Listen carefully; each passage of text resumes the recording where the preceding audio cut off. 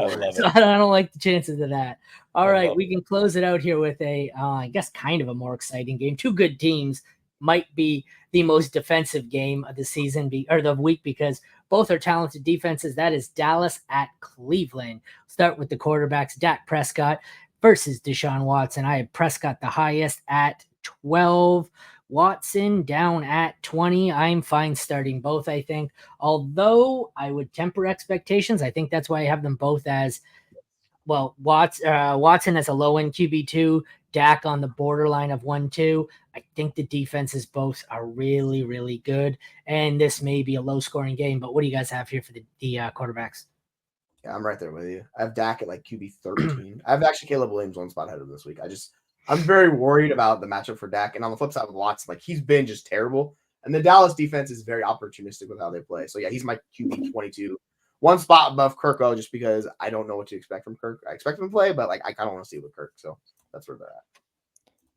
Yeah. For me, Dak's all the way down to QB 16. Just that Cleveland defense is very good. Like I said, Geno, Tua, I have a few guys that I'm higher on this week than usual, Trevor. But yeah, I'm just worried about this game. This could be one of those under 20-point games. So take the under on this one. So I agree with you. Deshaun Watson, I'm just out 25. I'm just out on him. He can absolutely be like QB 12 and hit the rushing upside and score a few rushing TDs. But I don't think he wants to play football anymore, sadly. All right. The running backs, boy, are they exciting. We have Ezekiel Elliott, Rico Dowdle, and Dalvin Cook. What is this, Madden 18? Holy shit. Zeke and could you imagine 5 years ago saying Dallas has Zeke and Dalvin Cook? Yeah, not anymore. And you want Rico. Yeah. And you want and Uncle we're starting Rico. Dowdle. Yeah. Yeah. Uncle Rico. And then Cleveland's got Jerome Ford, Pierre Strong, Nyheim Hines. I feel like my highest ranked in this is Ford. I'm scared to see how far down I'm going to have to scroll. It is Ford at 34, Zeke at 38, Rico at 42. Oh my God, it's ugly. It is. I still have Deonta Foreman at 48, and I don't even think he's going to play. He might not. I think the reason why I have Rico the highest is because I expect Dallas's offense to be significantly better, and I expect them to get in the end zone, and that's why I like Rico Dowdle this week. But yeah, Ford's the pass catching back. He's running back 38. And then you get into the fun. Ezekiel Elliott at 44, Devonta Foreman at 48. I probably need to move Devonta down. It's just like he could find his way into the end zone as well as that goal line usage. So I don't mind him in that ranking, but it's just kind of ugly. Yeah. Ford, Rico, Zeke, 33, 35, 42. Try not to do it. Yeah, I'm with Jamie. Like I expect the Cowboys to win. Yeah. I don't know. I think it's because the Browns are an elite defense. Like I think the Cowboys are a good defense. I think the Browns are a better defense, but I think the Cowboys are a much better. But what it comes down to is the Cowboys seem to choke every time there's a big game. That's what it is. I trust Dak Prescott a hell of a lot more than I do Deshaun Watson. That's what it really comes down to. That's a pretty low bar. That's a pretty low.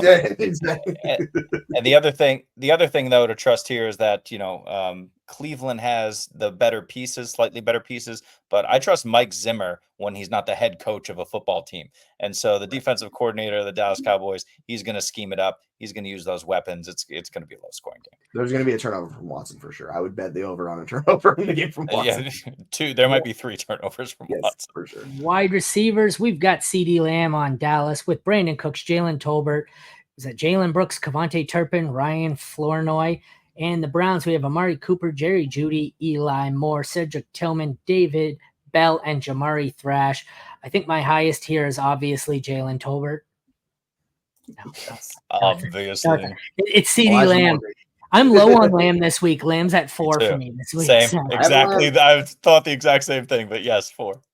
I have Lamb at 6. Yeah, like that's about as low as I can push Lamb. Like I want to push lower. Okay. Like if you look at EPA versus outside wide receivers, Cleveland and Dallas are both elite against outside wide receivers. Guess what Cooper and Lamb are going to be? They're going to be playing outside a lot. Like they'll move them around a little bit, but yeah, overall it's a tough matchup for these guys. So who's your next? I think I have Cooper at, where is he? 20. I have him at 17. 24. He's my next 17. highest. 17. Yeah. Okay, after those two, because those two are the easy ones. Who's your next highest at all those? I think mine is going to be Jerry Jeudy, but yeah, it's probably Jeudy. It's a ways. I mean, I know it's Jeudy, but where is he? That's the question. Why is Jerry Jeudy 56? 56. 56. 56. 56. Nice. I have Tolbert in like the legit in the 70s. Cooks is in like the 60s. I think Cooks gonna is look. washed I is the can't. problem. Like if he was good, he would be a lot higher. He's just absolutely All washed. right. We can close it out with two of the tight ends we have in our back end of the draftable tight ends. We've got Jake Ferguson and David Njoku, backed up by Schoonmaker and Jordan Akins. I have Ferguson at 10, Njoku at 9. I'm pretty comfortable with both of those. I know Dak loves his tight ends. Watson seems to love his tight ends because he can't rush like he used to. So I think I'm comfortable with both of them as a mid to low end tight end 1. Thoughts? Yep. Njoku's at 7. Ferguson's at 10. Ferguson's at 10 for me. Like, you know what you're getting out of both these guys. Njoku. Yeah, I do love Njoku. I'm just betting on the talent of it. Like his splits are pretty dramatic with and without Watson. He needs to show a little bit more with Watson. But like how they use him, you can't really put that back on the bottle. I say that as I'm continually betting on Kyle Pitts. So who the F knows what I'm talking about at this point anymore. But who is hurt right now? Njoku, number 7. Yeah, exactly. That's what I'm talking about. So tight end 10, let's go. Yeah, I don't hate it. I mean, you could make the case. I have Njoku at 10, Ferguson at 11. I have Taysom Hill above both of these guys this week because he's just necessary. But yeah, I wish they would use Njoku better, but I put that on Watson, not anybody else. I feel like I have Neighbors higher in this. Let me look. No, it's Drake. No, I have London at 18, Neighbors at 21. Oh, too low. 10 Neighbors and 13. Drake and Neighbors. I have Neighbors at 20, so I'm low on Neighbors. I have London at like 14. So we all had London higher. Yes. Yeah. You tell me you can't flex Neighbors. There's got to be a way to get Neighbors into your totally flex. Can. Of course No, but he said you had to choose between one. There's got to be a way to get Neighbors in there at flex. It just depends how they built their roster because they could have gone wide receiver really heavy early on and then have both those guys, and then there's also like flex some. I don't know. We'll see.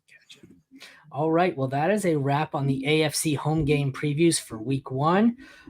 Check back tomorrow at noon. We're gonna do all the NFC home games. We'll see if there's any interesting developments before the Thursday and Friday night games. But like I said, we will catch you tomorrow. You are welcome. We'll see you again tomorrow, guys. Thanks everyone for tuning in.